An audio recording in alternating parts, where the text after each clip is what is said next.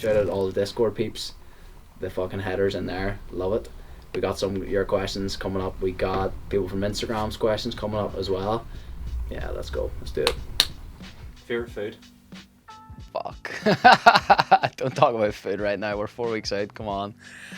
Favorite food, boojum. Favorite film? Oh my god, mate. Come on here. Favorite film ever? Forrest Gump, probably. My mom always said life was like a box of chocolates. Favorite Reuben's meal? Ooh, chicken carbonara. Oh yeah. Carbonara, one of the best. Top 3 books? All time.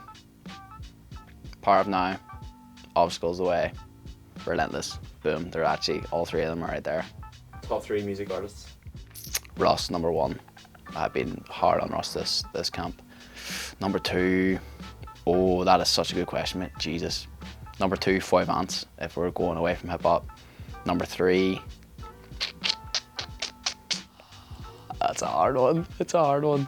Number 3, I'll go. Pass. There's 2. There's hip hop and not hip hop. I told her just fuck it, I'm going on the run. You one of my dogs, I look out for the bun. Must listen to podcasts? Jay Shetty, fantastic for like sort of spirituality side. Lex Friedman, fantastic as well. Favorite current UFC fighter? The Style Bender. Israel Adesanya. Silva just able to duck under that left kick. Best or most impactful piece of advice you've been given? Ooh. Jesus, man, these are quick fire, but that is a fucking deep question. Like, Roscoe's quick fire is like a 40-minute fucking podcast. Like, I'm gonna have to pass on that one. I can't give a good answer. Okay. Favorite quote? The only limits you have are those you set for yourself. How would you describe your fighting style? Universal.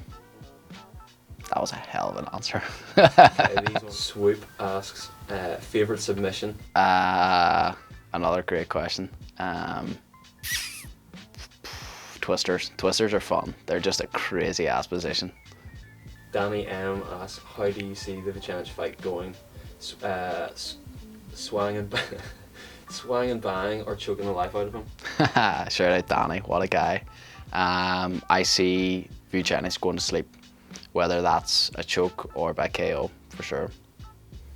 Paul versus Paddy the Baddy? Question mark. Spark him, first round. CJ Robinson asks, why did you walk out to victory lap? CJ, shout out to me, man. That's a hell of a question. And it's also podcast worthy, but I'll give a short answer.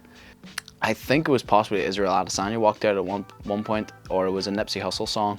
Got into Nipsey Hussle, listened to Victory Lap, and it literally gives me goosebumps every time I listen to it. And of course the name of the song is Victory Lap. It's about winning, it's about getting that dub. Yeah, I knew whenever I first heard it, I was like, that's for a big occasion. And then the more I listened, I was like, that's for whenever I'm fighting for a world title. And then I guess it was probably a year and a half, 2 years, I had that as chosen as my song. So yeah, it was a special moment to walk out to that. I haven't been allowed to play this in the gym for 2 years. Literally. I knew this song was coming for 2 years and I couldn't play it. That's why I said in the airport, like, is this the song we're going to use? I was like, finally. This one's anonymous. Who wins in an arm wrestle, Pat or Shando? Is it actually anonymous or is it just a really fucked up name? Anonymous. Probably Shando, bigger arms. The bird, the bird. We got the beautiful. Dream UFC matchup and venue.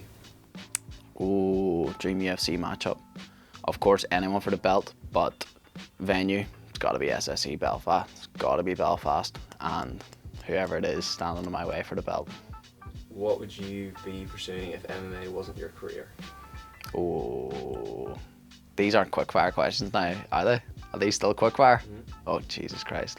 When I was in school, before I thought I could be a professional athlete, I sort of wanted to be like a nutritionist or like a high-end strength conditioning coach because I just love fucking training. I love everything about it, love learning. So yeah, probably something along them lines.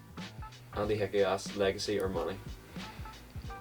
That's a really good question. I guess legacy would be the same thing as being the best in the world. So that's first, and that is also first because I know that money comes with that. But now where I'm at in my career, I understand how important to capitalise and make money is. So legacy first, money second, but very close. SZBO asks, when you're in a fight and things aren't going to plan, do you ever just think fuck, and how do you adjust? Do you stick to your game plan, or do you think on the spot? Nah, that's what the best in the world do. The best in the world are able to sort of, there's always adversity in fights. There always is. Like the second round in the Chapel fight, I was quite tired. I don't know why, I'd hit some sort of wall. Maybe it was the adrenaline, the walkouts, and I was tired and he was hitting me really good shots and I was like, I'm getting battered here. And then sat down in between the second and the third round, and Pat and Chandler were like, get it together, calm down, stop throwing 100% into your shots and stick to the game plan, and that's what I done. Stephen Hall 7 asks, who out of FII do you see stepping up when you're in the UFC? Everyone, literally everyone coming through. Like names that come to mind is like Big Paddy Henderson.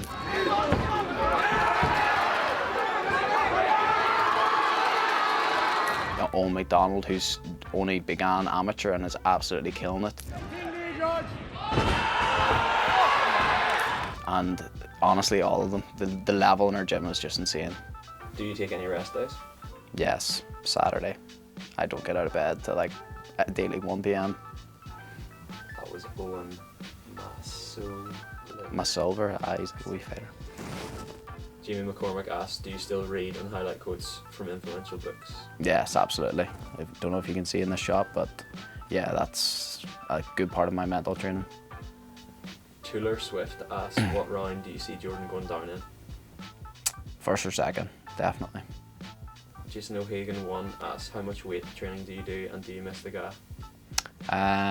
Twice a week for the weights, and yes, I do miss GAA. I do, yeah. Mr. Niall asks, will you be able to go to the UFC if you win the belt, or do you have to finish your Cage Warriors contract? Yes, when I finish George, in my opinion, I'll definitely be undeniable for a UFC contract. I mean, I'll have taken out all the best in Europe and avenged my only loss. And Cage Warriors also work with the UFC, so if they offer you a contract, Cage Warriors will let you go. As they've seen, they've sent 100 guys through Cage Warriors to the UFC, so yeah. That's all our quick fires. Fucking right.